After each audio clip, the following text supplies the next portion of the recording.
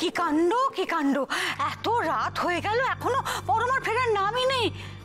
ইস, আপনি কত চিন্তা করছেন বেয়ান, আমি বুঝতে পারছি। নন্দু, নন্দু শোন না, তুই ওই নীলাবতীর বাড়িতে একটা ফোন কর। দেখ পরমা ওখানে আছে। সেটাই বরং করি।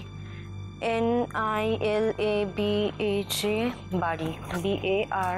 মেজবৌদি, মেজবৌদি আমি বলছি কি, এখন ওদের বাড়িতে ফোন করলে ওরা কি ভাববে বলো না? মানে বৌমনি তো হয় ওদের বাড়িতে আছে, নয় রাস্তায় আছে ফিরছে।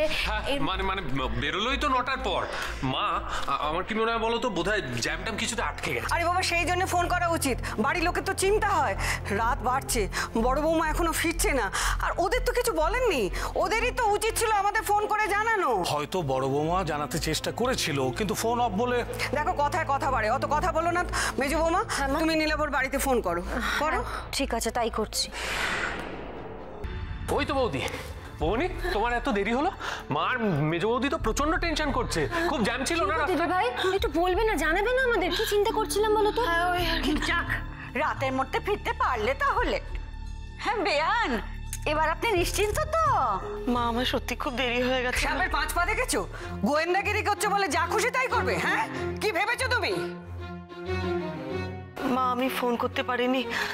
আসলে ফোন করতে গিয়ে দেখি ফোনটা বন্ধ হয়ে গেছে, ফোনে একদম চার্জ ছিল না।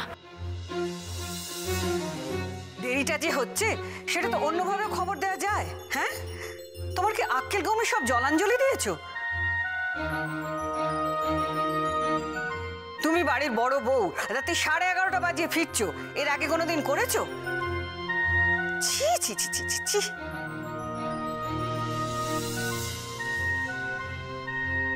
তোমরা হয়তো বলবে আমি খুব ছোট মনের মানুষ, কিন্তু কেন আমি বড় বৌমাকে কাজ করতে বারণ করেছি সেটা নিজের চোখে তো দেখলে, বুঝলে তো? সব বুঝলে তো?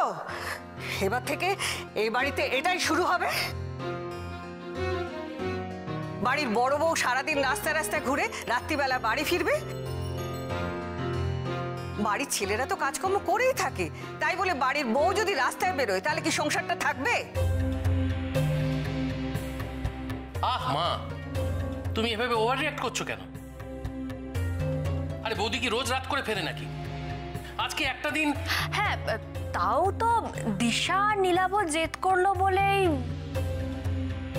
হ্যাঁ মা, মোটে তো একটা দিন।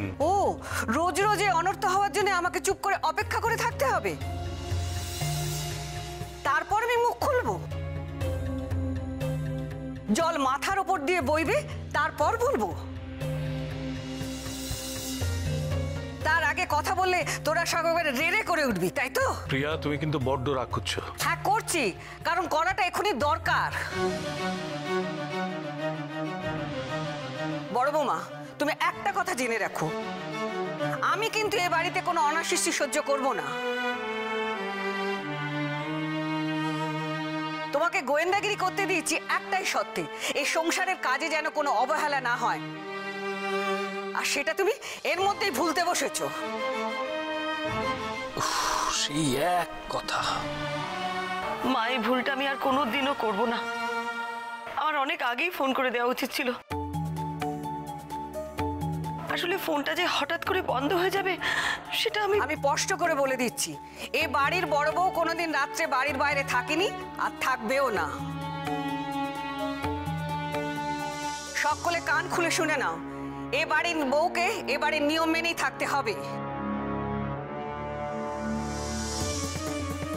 সকলে নিজে নিজে নিয়ম মেনে চলতে পারবে না।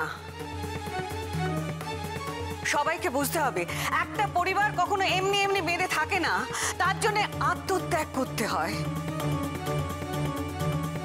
আর যেটা যেটা আমি সারা জীবন করেছি।